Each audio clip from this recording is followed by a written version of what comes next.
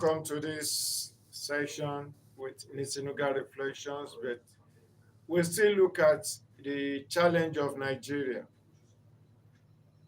If you check very well, you see Nigeria is one of the most populous, most blessed nations in the world.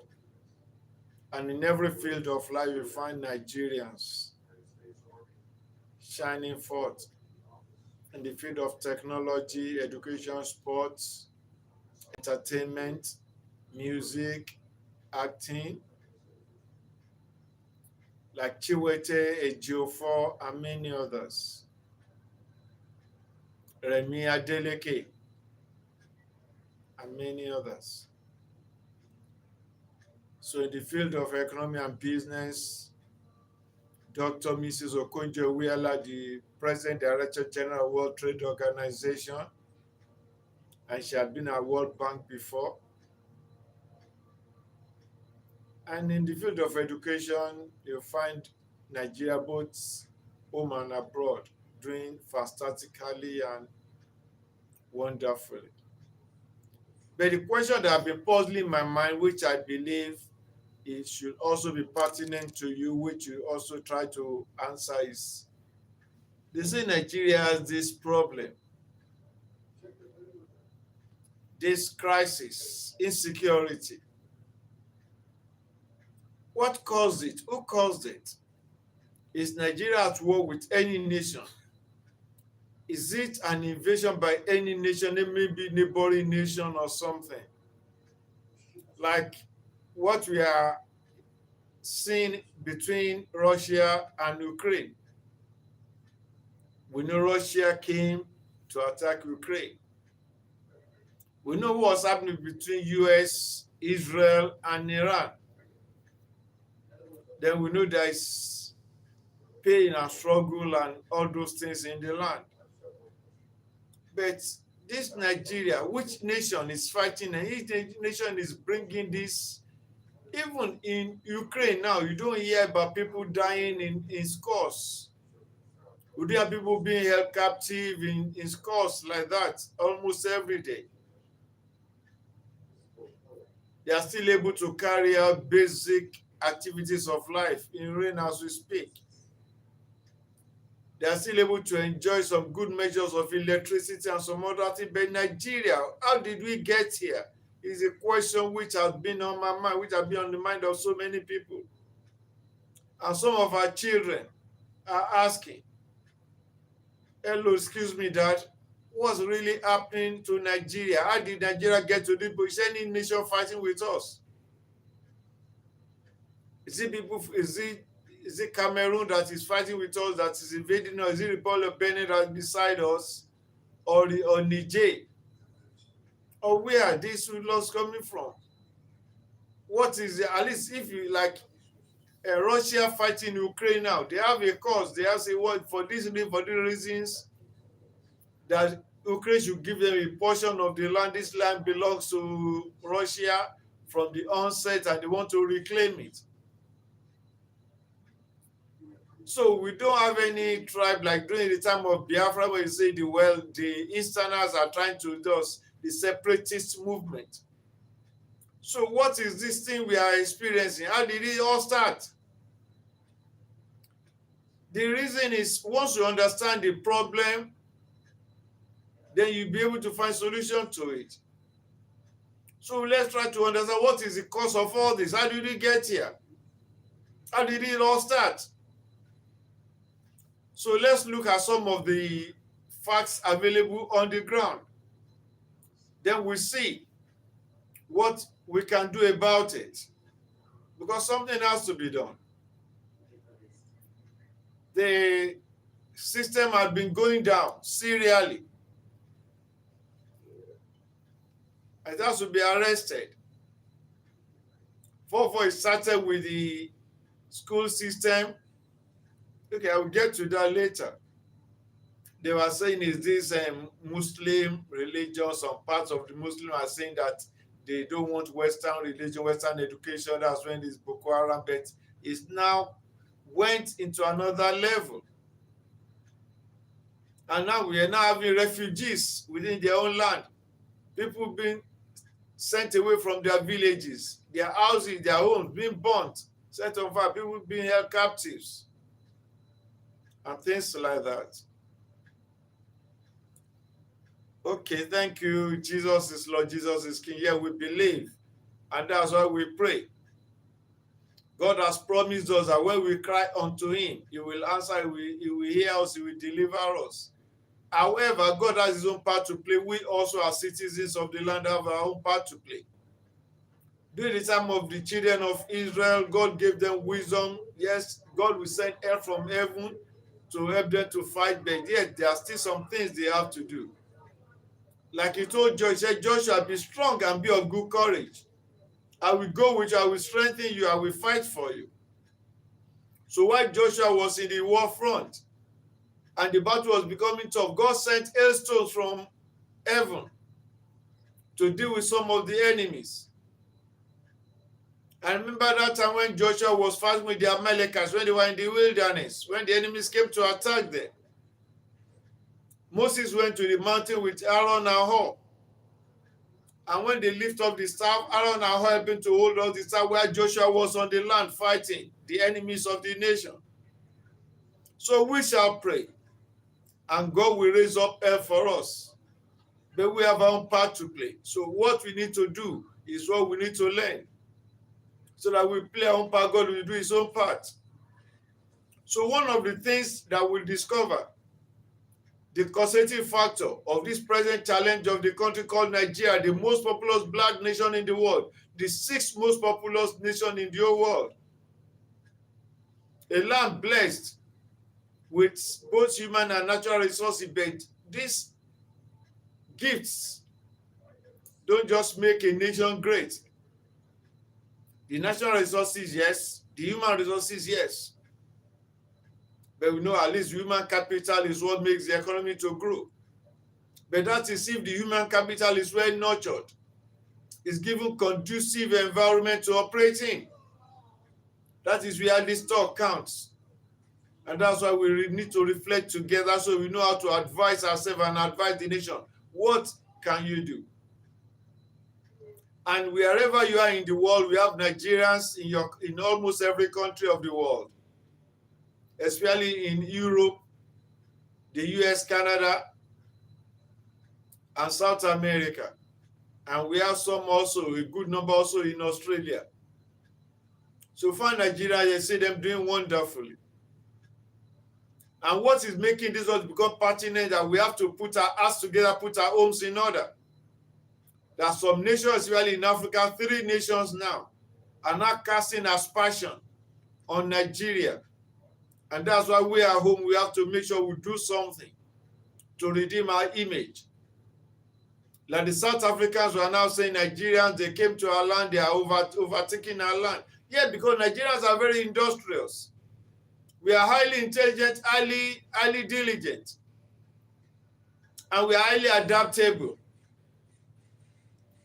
So wherever we find Nigerians, we are so hardworking because our situation and circumstances have trained us to be like that. Our education system train you. You study well, you study hard. We call it swatting. So when they get to any nation, that ability, that diligence, that drive goes anywhere, go anywhere with us. So we find them excelling.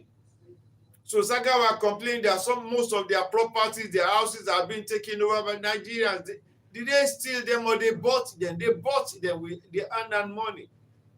So they're not taking excuse on the few that were into drugs or some other maladaptive behaviors to cast aspersions. But the question is, what are those that are legally there? What are those that are doing diligent work? So those are things. Then now came Ghanaians. They say their own too. Now Alanda Togo is now saying the same thing. So let's come back home. So number one thing is weak governance and leadership failures. When Nigeria was great was when the leadership was great, when the governance was on point. So policies are well implemented when they say, well, we have the national budget for this year, the president of the nation will come to the media on the 1st of January and read out the budget for the nation for that year. They've stopped doing that for years now, for decades now. They just say the pass to the National Assembly, they just do like that. And they now come and say there is budget deficit. As the planning has now become something else. I see they never went to school. I say the principle of economics are no more at work. They now go borrowing and borrowing and borrowing and plunge the nation into a high level of deficit. So corruption in public places, in public institutions, is part of what has led us to this state in which we are in. Then the slow justice system and the corrupt justice system, where the corrupt are just let go or they're just delayed so that the case never comes for hearing. They will keep adjourning. And in some cases, you just hear that there is prison break and the criminals that were in, they just ran away. They will just pave their way and run to some other countries. So these are some of the things that has led to this state in which we are in. The lack of accountability of criminal activities of both in leadership and both that are being apprehended by the security agencies and the police system. Like we have a system that goes after the corrupt individuals in our midst. We call it the EFCC, Economy and Finance. Any crime related to that, that's their job. Then we have the ICPC. So then the political patronage system sometimes reward loyalty over credibility. So this has gone to the level of lowering the standard of what we have in the country.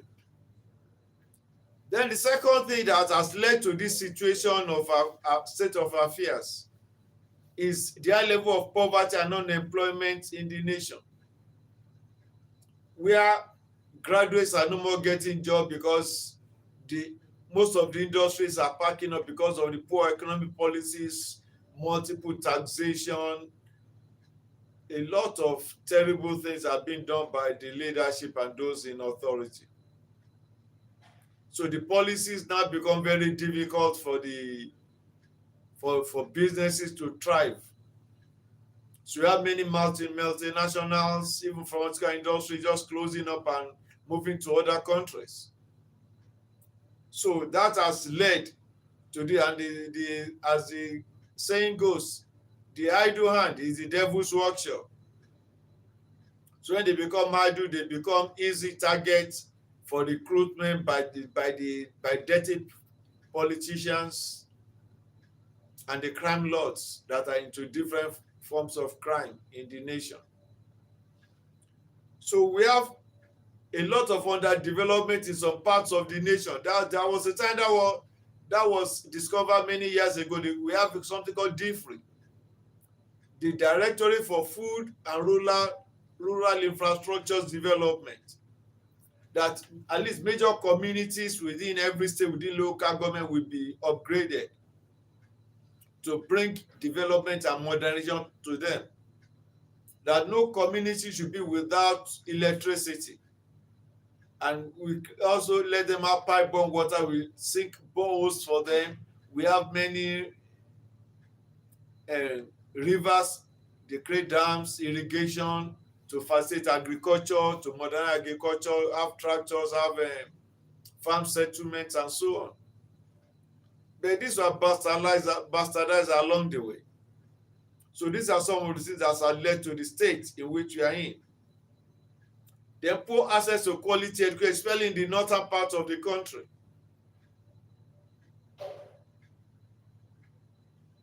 And some other states, they don't develop the school. You just see that the schools have leaking roof, dilapidated. Some of them do have furniture for the children. See some children sitting on bare floor saying they are learning. And lots of other things. So this has created a pool for these hoodlums to recruit into this banditry that we now have. Because when these children are not well trained, they become idle hands.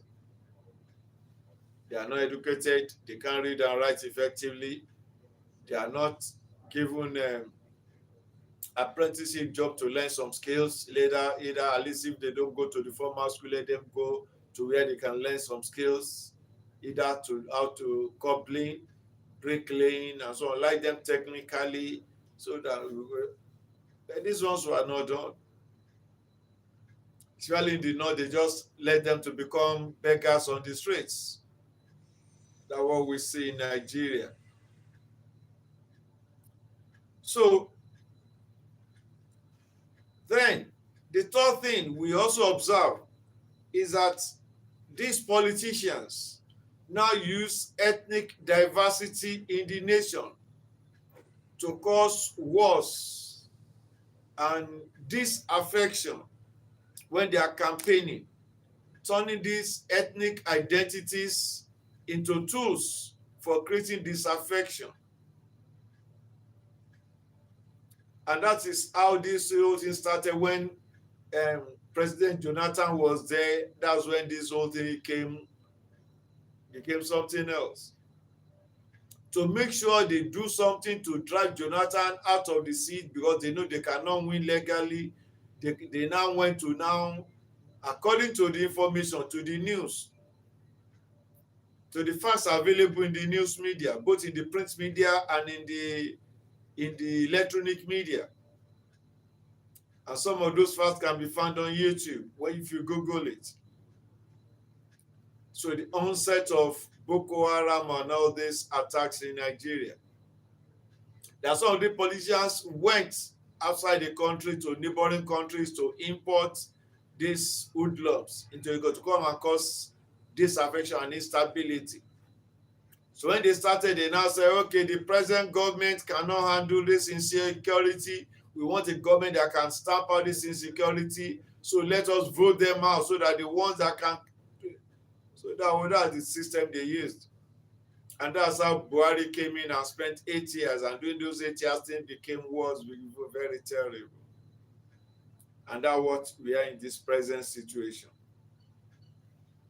So they use religion, they use ethnic biases and regional grievances to cause all these things. Then they also make sure that the weak border patrol and control persisted because they knew what they wanted to achieve. Therefore, they were able to import arms and ammunition more relatively freely into the country. So because people ask, how did these hoodlums get so many AK-47 rifles and the ammunition and some of the assault vehicles they have? You ask the question. So then we have, this one has now led to the rise of so many organized crime. It started with Boko Haram, where they were using suicide bombers, they were using IEDs. Started in small numbers, now it has grown to this. We now have different groups all over the nation. For what they say, it is the Fulani cattle rearers. So you could see how they just perpetuate this. So this is what is called self-defeating action, self-defeating behaviors. These are the things we inflicted on ourselves, by ourselves. So it's not a nation, it's not Burkina Faso that came, it's not Niger that came saying we want to destabilize the government of Nigeria, it's not Cameroon gendarmes that say we want to come and cause destabilization of Nigeria, it's not Benin Republic that say, it is we ourselves that brought all this problem on ourselves. And therefore we have to find solution to it. So this is Nisenuga reflection, trying to look at how did it all start, and how can we get out of this situation. But you need to understand it all so that we know exactly what to do. So then we have the farmers and others. When we were growing up in this Nigeria, there was never a problem between farmers and others, between the Fulani cattle rearers and the Aribu farmers. And that's where there was surplus of food for everybody to eat in the marketplace, everything. We all played together. Even in schools, then the Fulani culture is one of the things we used to play with a lot in the south when we are doing cultural day and end of year programs and so on. It is fun. And the Hausa, Yorubas, if all of us played together, both in school and in the community. So we have Fulani Hausa settlements in almost every part of Ibadan. They call the place Sabo. Sabo is settlement where we have Hausas majorly. We have it in Ibadan, we have it in so many other parts. We have it in Ishagam. So we live together happily until these politicians came to now introduce things, and these are now become terror. They now turn them to terrorists. It's the work of the politicians. So because they know where the state presence is weak, because they are the ones, they now exploit that place, use that one as their operational base. And they now use poverty because those people now, they are still doing it, you know. So when they are campaigning, they now go to communities and go and give them small bags of rice, and someone say, okay, vote for us, we do this for, but they never did. And they will never do. So now the communities, because of this and because of fear, communities that see all these things happening could not report to appropriate agencies. So even though some of the agencies and security institutions have been corrupted to a good extent, but we still have sanity reigning in a good portion, sizable portion of it. So we have political thuggery that they also brought in. They harm their thugs, they harm their gangs, and we wonder where do the thugs, political thugs, get guns from. Like former Attorney General Federation Malami, when the DSS, the nation's internal security agency similar to the FBI, when they went to check his house, to raid his house, they found caches of assault rifles there with respective ammunition. So what is Attorney General Federation? A seasoned lawyer, the most senior in the legal hierarchy of the nation according to the law of the land, the Attorney General Federation. What is he doing with caches of assault rifles in his house? And so many other things like that. So what perpetuates this problem? There are many, but what are the practical solutions? That's what we look at now. So the government should show the will and strengthen the governance system. Intelligence gathering should be well done, should be well scrutinized, should be well shared with appropriate agencies, and they should be more proactive instead of being reactive. Prevent assault to communities than reacting after the damage has been done. Like the children carted away in Ogbomoso more than 4 weeks ago are still in the captivity in Oyo State, Nigeria. This is not supposed to be so. The Chibok girls that were carried away more than 10 years ago, 2014, some of them are still in captivity as we speak. So what kind of thing is that? So the policing system should be modernized, should be more technical. So to be able to track all these hoodlums, though they do it, though they are doing it selectively now, but it is very disturbing to learn that some of these hoodlums are still on TikTok, and police have not been able to let us know how they plan to track them, or they track them, they arrest them, but we are still to say that.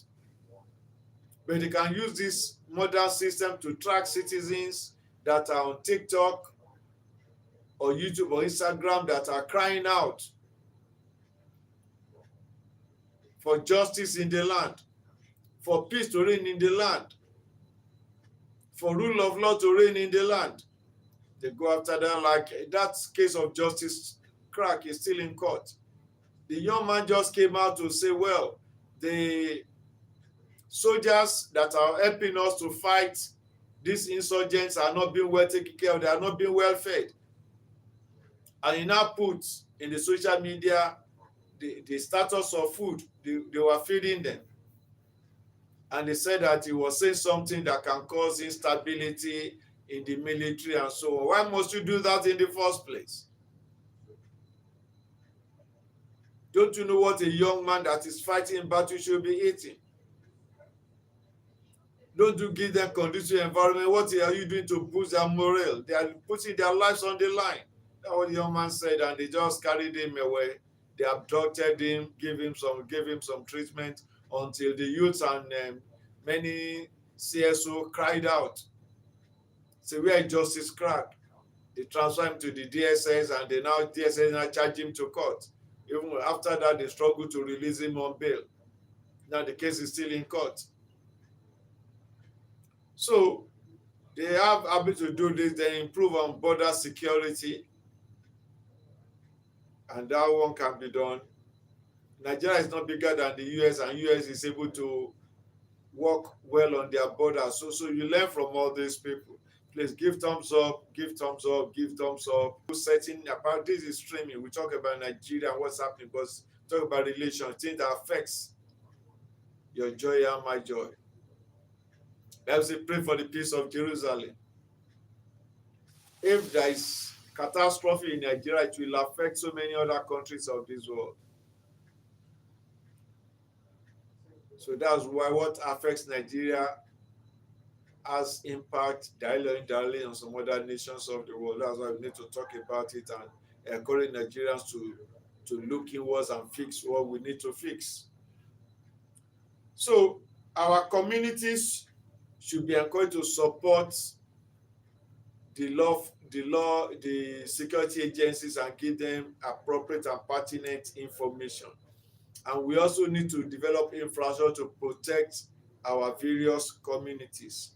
And our youths should be encouraged to acquire marketable skills. So there should be empowerment programs urgently for our youths in different communities or the federation. Then if they have these skills acquisition, they have these programs ongoing, they have the reason to reject any recruitment offered by these hoodlum and terrorist organizations. So life must be lived. So if you don't give them something and somebody comes to offer them something and say they will give them some money, they give them food, they will give them clothes, they will also take care of this, take care of that for them. Well, they will use that to lure them. But if you are giving them something to make them to live, to develop their self-esteem and self-respect, they will be able to say no to the hoodlums that come to recruit them. So when they have this, they'll be able to participate effectively in civic affairs like the youths, many youths are doing now. They are campaigning seriously that every youth, every member, everyone from 18 and above going to love Nigeria should register to be able to vote effectively come 2027 next year when we are voting for the new set of leadership. And we should work to promote unity rather than the diversity at this point you are trying to sell to us. We tell them no. So our religious and traditional leaders should also make sure they do the needful. Pray for Nigeria and try to encourage unity in all your sermons. Is there hope for Nigeria? There is hope, plenty of big hope, outstanding hope, colorful hope for Nigeria. So yes, Nigeria challenges are serious. The challenges are serious, yes. But they are not beyond redemption. So they are not unique in world history. There are many that have passed through this before. So countries such as Rwanda, Colombia, and Indonesia, and we know Rwanda now is blossoming. They are coming out of the shithole. So Indonesia, they are now having new faces after facing severe insecurity. Now they are making good progress economic reforms, national reconciliation, and sustained political will. So the key lesson for us to learn is that insecurities is usually not caused by one factor, and that is a result of this thing we have explained. So a result of many weaknesses in the system interacting together. So therefore, Nigeria's solution will not come from one military operation, but it come from all of us, every responsible citizens. Say no to corruption, say no to banditry, say no to recruitment, to banditry or this terrorism and all the like. Try to learn a skill, learn to do something that is legit, have positive mindset. Today may be tough, look at tomorrow. Crime never pays. And those that live by the blood, by the sword, will die by the sword. Your life is more important than to be wasted. So that is part of the lessons we have to learn. So it will require stronger institutions for us to get out of this shithole. And that is why the election that is coming up must be properly monitored and well done. So economic opportunity should be created for everyone. There should be responsible leadership. Once again, I repeat, get your voters card and make sure your votes are counted and not scuttled, and there will be no room for ballot stealing and ballot buying this time. So active citizenship is very, very important. Nation building is responsibility for all. So please share your comments in the comment section. If you have not subscribed to my channel, subscribe please, and let's continue to reflect together. Nigeria will survive all this. Thank you.